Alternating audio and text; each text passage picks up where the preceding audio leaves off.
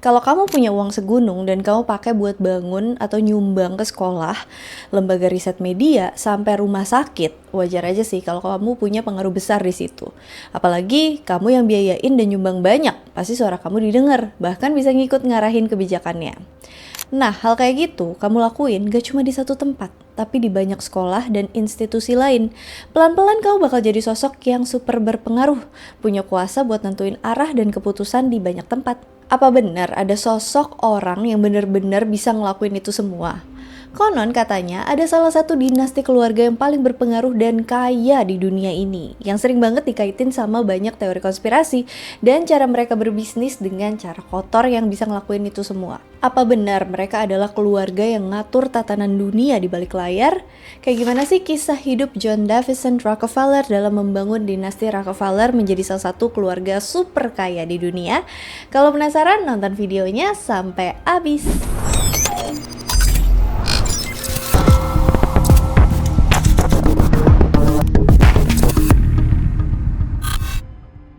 John Davison Rockefeller lahir tanggal 8 Juli 1839 di Richford, New York.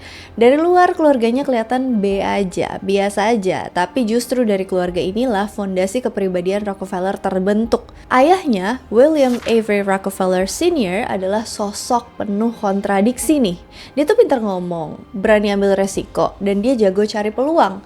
Tapi di saat yang bersamaan dia juga dikenal sebagai penipu ulung, pembohong, dan hidup dengan dua perempuan di dua kota berbeda. Dia nih keliling sebagai penjual obat keliling, ngaku sebagai dokter, dan bahkan berani narik bayaran sampai dengan $25 buat pengobatan kanker. Dia sering pergi berbulan-bulan dengan alasan bisnis, padahal sebenarnya dia hidup bersama perempuan lain. Dari ayahnya, John kecil belajar satu hal yang penting. Kecerdikan tanpa disiplin moral bisa menghancurkan segalanya. Ibunya, Eliza Davison Rockefeller, justru kebalikannya nih. Dia tuh sangat religius, super hemat, disiplin, dan dia percaya kalau setiap sen itu harus dipertanggungjawabkan di hadapan Tuhan. Dia ngajarin John buat nyatet setiap pengeluaran, nabung, kerja keras, dan ngelihat kekayaan bukan sebagai alat untuk pamer, tapi sebagai amanah. Dari kombinasi ayah dan ibunya yang kayak gitu, lahirlah John. John yang dingin, yang calculated, yang sabar, religius, tapi dia juga sangat kejam soal bisnis. Dari kecil, John tuh emang beda ya sama anak-anak lain. Pas anak-anak lain sibuk main, dia tuh sibuk ngitung duit. Dia pelihara kalkun, dia minjemin duit ke tetangga pakai bunga, dan dia juga nyatet untung rugi penjualannya dengan rapi. Tahun 1852, John masuk Owego Academy di Owego, New York. Dia jago banget aritmatika, dia tuh bisa ngitung soal-soal rumit di kepalanya. Pelajaran lain tuh biasa aja, tapi matematika jadi senjata utama dia. 1 tambah 1 sama dengan 2, 11 kali 11. Tahun 1853 keluarganya pindah ke Cleveland, Ohio. Di sana dia lanjut sekolah sampai tahun 1855. Dia sibuk-sibuk ikut tim debat, belajar ngomong di depan umum. Ini tuh skill yang kelihatannya sepele, tapi nantinya akan sangat berguna. Musim semi tahun 1855, John ambil kursus singkat 10 minggu di Folsoms Commercial College. Di situ dia belajar pembukuan, perbankan, kebiasaan dagang, sampai pertukaran mata uang. Dari ayahnya dia juga belajar pentingnya kontrak dan dokumen bisnis. Di umur yang ke-16 tahun, John kerja sebagai asisten juru buku di Hewitt & Tuttle. Dia cepat bikin atasannya tuh terkesan karena dia teliti, dia jujur, dia juga gigih. Dia nolak bikin dokumen palsu, dia rajin nagih piutang, dan dia juga sabar ngadepin debitur bandel. Gajinya kecil, tapi apapun yang dia dapat, sebagian selalu disumbangin ke gereja dan juga amal. Hebat ya? Tahun 1858 tanggung jawabnya nih makin besar. Dia ngurus pengiriman barang lewat kereta, kanal, dan kapal. Pengalaman ini kelak jadi fondasi besar dalam membangun jaringan distribusi nasionalnya sendiri. Menjelang usianya yang ke-20 tahun, John buka bisnis komisi dagang bareng temannya, Morris Clark. Mereka patungan nih, masing-masing 2.000 USD. Dan mereka pun mendirikan Clark and Rockefeller. Dalam tahun pertama, omset mereka tembus sampai 50.000 US dollar. Wow. Keuntungan mereka terus naik, apalagi pas perang saudara. Ketika harga hasil bumi naik, begitu juga komisi mereka. Sebagian besar penjualan mereka dilakuin berdasarkan komisi, jadi nggak ada resiko dari fluktuasi harga. John bukan seorang penjudi, tapi dia adalah seorang planner, perencana. Dia menghindari spekulasi dan nolak buat ngasih uang muka atau pinjaman. Pada tanggal 27 Agustus 1859, Edwin Drake nemuin minyak nih di Pennsylvania. Minyak waktu itu bukan buat mobil, tapi buat lampu dari bahan kerosin yang permintaannya, demand-nya itu tinggi.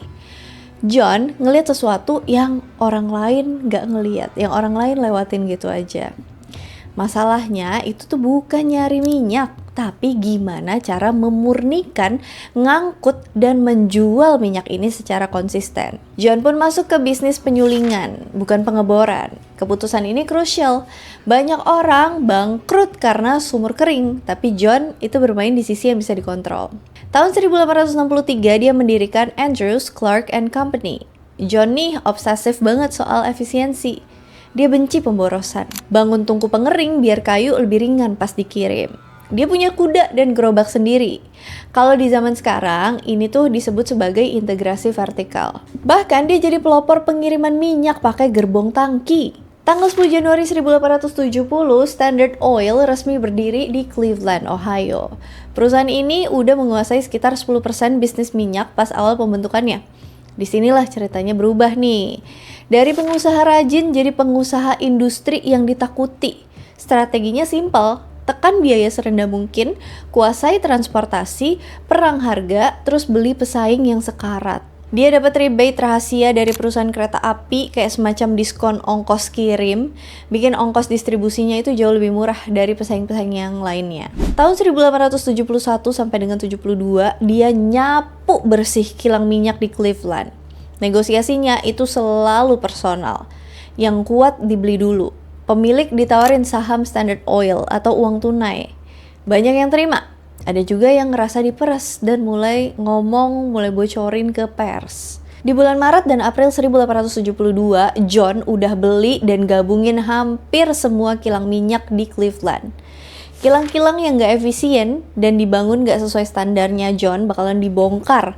Sementara kilang-kilang yang berkualitas lebih baik ditingkatin sesuai standarnya si John. Setelah naklukin Cleveland, John mulai ekspansi nih ke seluruh Amerika. Dia mulai beli beberapa perusahaan minyak sambil ngebangun jalur pipa yang banyak. Dan dia juga ngelakuin negosiasi sama beberapa perusahaan kereta api biar dapet diskon. Dalam waktu kurang dari 20 tahun, Standard Oil menguasai sekitar 90% penyulingan minyak Amerika dengan hampir 70% diekspor ke luar negeri.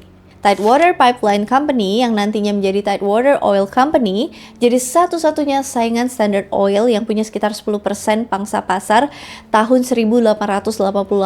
John nyoba buat nguasain Tidewater, tapi dia gagal. Tahun 1890, Standard Oil udah ngebangun sistem distribusi nasional yang menjangkau hampir setiap kota di Amerika. Tahun 1904, 80% kota di Amerika dilayanin sama Standard Oil yang ngirim berbagai produk langsung ke bisnis dan rumah tangga. Kampanye Standard Oil buat mendominasi bahkan sampai pasar retail terkecil itu jadi alasan kenapa perusahaan ini jadi sangat-sangat gak disukain sama masyarakat Amerika. John itu hampir gak pernah muncul di publik. Dia gak berpidato, dia gak nyari simpati, dia duduk aja di belakang meja, baca laporan dan gerakin papan catur ekonominya. Mirip seseorang ya. Tapi John manusia biasa juga, dia ngalamin alopecia atau hilangnya sebagian atau seluruh rambut tubuh. Karena ya dia overwork, kerjanya tuh berlebihan dan dia juga stres. Tapi ini tuh gak bikin dia nyerah, dia tetap kerja kayak biasa. Tahun 1897 dia pensiun di usia 58 tahun. Tapi dia dilarang buat ngumumin ke publik soal pensiunnya itu, biar bisa jaga harga saham perusahaan sih. Ini tuh sempat jadi masalah karena penggantinya, John Archbold, itu naikin harga secara agresif dan dividen pun ngalir deras. Jadinya, John disalahin sepenuhnya atas kebijakan itu, walaupun dia ya nggak lagi punya peran gede dalam manajemen. Semakin besar Standard Oil, semakin besar juga kebencian publik. Jurnalis investigasi Ida Tarbell nulis laporan panjang yang membongkar praktik kotor Standard Oil yang memonopoli, memanipulasi pasar, dan tekanan politik ke pesaing-pesaing bisnisnya. Publik tuh udah mulai muak. Kartun koran gambarin John sebagai gurita raksasa, vampir, simbol keserakahan kapitalisme. Tahun 1911, Mahkamah Agung Amerika Serikat memutuskan Standard Oil itu melanggar hukum anti-monopoli dan memerintahi pemecahan perusahaan. Banyak yang kira John kalah di sini. Faktanya, dia malah makin kaya karena dia tetap punya saham di perusahaan pecahan yang nilainya melonjak. Perusahaan-perusahaan ini yang nantinya jadi Exxon dan Chevron. Di puncaknya kekayaannya setara lebih dari 1% GDP Amerika Serikat. Kalau hari ini diperkirakan lebih dari 400 miliar US dollar. Nah, di usia tua dia, John berubah. Dia mendanai universitas, riset medis, pemberantasan penyakit, dan pendidikan. University of Chicago, Rockefeller Institute for Medical Research yang sekarang jadi Rockefeller University, General Education Board yang sekarang jadi Rockefeller Foundation, itu semuanya lahir dari sana. Tahun 1909, John mendirikan Rockefeller Sanitary Commission yang sebagian besar bertanggung jawab atas pemberantasan cacing tambang di wilayah selatan tahun 1927. Pemberantasan cacing tambang di wilayah selatan aja udah cukup buat tempatin dia sebagai salah satu tokoh kemanusiaan terbesar abad ke-20. Tapi reputasinya keburu jelek, jadi dia nggak pernah nerima penghargaan yang seharusnya dia dapetin atas tindakan besarnya buat kemanusiaan ini. Total sumbangannya lebih dari 500 juta dolar di zamannya. Dan akhirnya dia meninggal dunia tanggal 23 Mei 1937 di usianya yang ke-97 tahun. Nah, ini yang paling kalian penasaran kayaknya. Harta warisannya ada berapa sih? Harta warisannya berjumlah sekitar 26 juta USD. Sebagian besar hartanya udah dikasihin soalnya buat kegiatan filantropi dan juga diwarisin ke putranya, juga ahli waris lainnya. Dia meninggal bukan sebagai raja minyak, tapi sebagai arsitek sistem kapitalisme modern dan juga filantropis. Setelah kematiannya, Rockefeller bukan cuma nama, tapi simbol kekayaan ekstrim, simbol kekuasaan tanpa jabatan. Dari sinilah teori konspirasi tumbuh. Yayasan, universitas, lembaga riset semuanya dilihat sebagai cara halus membentuk dunia. Di titik inilah publik mulai ngerasa ada sesuatu yang gak biasa nih. Karena biasanya kekuasaan itu butuh wajah, butuh jabatan, butuh sorotan. Tapi John justru milih jalan sebaliknya. Mereka ada di mana-mana, tapi jarang kelihatan. Mereka nggak kampanye, nggak mimpin dengan pidato. Mereka mimpin lewat yayasan, universitas, lembaga riset, dan jaringan internasional. Dan ketika kekuasaan mulai terasa tapi nggak bisa ditunjuk secara jelas, imajinasi manusia langsung bekerja. Dari sinilah benih teori konspirasi tumbuh subur. Salah satu dari semua kecurigaan itu adalah Rockefeller Foundation. Yayasan ini secara resmi berdiri buat tujuan yang kelihatannya mulia, yaitu kesehatan, pendidikan, riset ilmiah, dan kesejahteraan manusia. Nggak ada yang salah di atas kertas. Bahkan kalau jujur, banyak banget hal baik yang lahir dari situ. Kayak penelitian medis, pemberantasan penyakit, peningkatan standar pendidikan. Tapi masalahnya bukan di niatnya, tapi sama cakupan dan dampaknya. Pas satu yayasan punya dana besar, jaringan luas, dan pengaruh cukup kuat buat ikut membentuk sistem kesehatan global, nentuin arah riset ilmiah, sampai mendanai kampus-kampus elit di berbagai negara, wajar kalau orang mulai bertanya-tanya, ini masih sekedar amal atau udah jadi cara halus buat membentuk cara dunia berpikir? Karena siapa yang membiayai riset, sering ikut nentuin pertanyaan apa yang dianggap penting, metode apa yang dianggap sah, dan hasil apa yang dianggap ilmiah. Gak perlu konspirasi besar di balik pintu tertutup, cukup struktur yang kuat dan konsisten. Maka arah sejarah bisa bergeser pelan-pelan tanpa banyak orang sadar.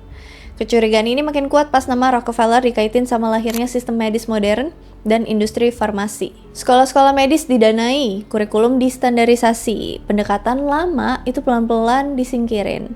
Dari sinilah muncul tuduhan yang sampai sekarang masih sering diulang. Kalau Rockefeller ikut mematikan pengobatan alami demi membuka jalan bagi industri farmasi besar. Industri ini kemudian tumbuh jadi bisnis raksasa dengan kepentingan ekonomi yang luar biasa. Rockefeller emang bukan pencipta tunggal sistem ini sih, tapi dia jelas salah satu arsitek awalnya. Dan pas uang, ilmu pengetahuan, dan kesehatan manusia ketemu di satu titik, batas antara niat baik dan kepentingan bisnis itu jadi abu-abu. Disitulah teori konspirasi selalu nemu celahnya. Nah, kita sampai ke istilah yang hampir selalu nyeret nama Rockefeller, yaitu New World Order. Buat sebagian orang, dunia dianggap diarahin sama segelintir elit global, bukan lewat kudeta atau perang terbuka, tapi lewat institusi internasional, kebijakan lintas negara, dan sistem ekonomi global. Rockefeller sering dituding sebagai salah satu pendorong globalisme, apalagi karena keterlibatan keluarga ini dalam pendanaan dan dukungan awal lembaga-lembaga internasional, kayak PBB. David Rockefeller, tokoh besar di generasi berikutnya, emang terang-terangan percaya pada kerjasama global dan dunia yang saling terhubung. Masalahnya beberapa pernyataannya itu sering dipotong, dilepas dari konteks, terus diulang tanpa penjelasan. Jadilah narasi yang terdengar seolah-olah keluarga ini mau melemahkan negara bangsa demi satu sistem dunia terpusat. Emang gak ada bukti kuat soal itu sih, tapi gak bisa dipungkiri juga kalau cara berpikir mereka emang melampaui nasionalisme sempit. Mereka main di level global, dan buat banyak orang itu aja udah bikin gak nyaman. Tapi meskipun sering dituduh ngendaliin politik dunia, keluarga Rockefeller itu jarang tampil sebagai politisi garis depan. Mereka lebih sering ada di belakang layar, sebagai donatur, penasihat, atau pendukung kebijakan tertentu. Nelson Rockefeller jadi contoh yang paling jelas. Dia pernah jadi gubernur New York tahun 1959 sampai dengan 73. Dan dia juga sempat jadi wakil presiden Amerika Serikat tahun 1974 sampai dengan 77. Ini bukti kalau Rockefeller emang bisa masuk politik secara langsung. Tapi itu juga bukti kalau uang dan nama besar itu nggak menjamin segalanya. Nelson gagal jadi presiden, walaupun ya dia punya kekayaan dan jaringan yang luar biasa. Ini penting karena nunjukin kalau keluarga Rockefeller itu bukan penguasa absolut yang bisa dapetin apapun yang mereka mau. Tapi kegagalan itu nggak menghapus fakta juga kalau pengaruh mereka tetap kuat di level kebijakan, pendidikan, elit, dan arah pemikiran ekonomi, serta hubungan internasional. Hilangnya anak Nelson, Michael Clark Rockefeller di Papua tahun 1961 itu juga jadi salah satu bukti kalau kekayaan dan jaringan luar biasa mereka itu juga punya batas. Bahkan mereka nggak bisa nemuin anggota keluarga sendiri yang hilang. Disinilah inti kekuatan dinasti Rockefeller kelihatan jelas, soft power. Mereka nggak mau merintah pakai hukum atau senjata, tapi lewat ide. Mereka mendanai cara berpikir, bukan sekedar proyek. Mereka membentuk generasi pemimpin lewat pendidikan, bukan lewat propaganda. Universitas, think tank, lembaga riset, semua ini investasi jangka panjang. Presiden bisa datang dan pergi, rezim bisa ganti, tapi ide yang ditanam di ruang akademik dan kebijakan bisa bertahan puluhan tahun. Rockefeller paham betul soal ini. Mereka nggak perlu ngontrol dunia secara langsung, cukup mempengaruhi cara dunia berpikir, maka keputusan-keputusan besar akan mengalir dengan sendirinya ke arah yang mereka anggap masuk akal. Jadi, apakah ini semua konspirasi atau kenyataan? Gak ada bukti kuat kalau Rockefeller ngendaliin dunia secara rahasia dari satu ruang gelap sih. Gak ada dokumen yang nunjukin mereka ngatur segalanya. Tapi juga gak bisa disangkal kalau pengaruh mereka dalam membentuk sistem pendidikan, kesehatan, ekonomi, dan kebijakan global itu sangat besar. Masalah utamanya bukan soal mereka jahat atau baik, tapi soal skala kekuasaan itu sendiri. Ketika satu keluarga bisa mempengaruhi begitu banyak aspek kehidupan modern tanpa harus dipilih rakyat atau tampil di depan orang banyak, di depan publik, wajar kalau orang bertanya-tanya, sebenarnya siapa sih yang pegang kendali? Dan mungkin justru karena pertanyaan itu tidak pernah punya jawaban pasti, nama Rockefeller bakal terus hidup. Bukan cuma di buku sejarah, tapi juga di bayang-bayang imajinasi manusia. Oke, sampai di sini dulu kisah John Davison Rockefeller. Buat kalian, dia ini sosok inspiratif atau sosok yang berbahaya? Seperti biasa, kalau misalnya mau ngoreksi, nambahin, atau request, bisa komen di bawah. And as always, thank you so much for watching. I hope you guys like it, and I'll see you again on my next video. Bye! Kalau kamu punya uang segunung dan kamu pakai buat Kalau kamu punya uang segunung dan kamu pakai buat Ayahnya William Avery Rockefeller Sr. Ayahnya William Avery.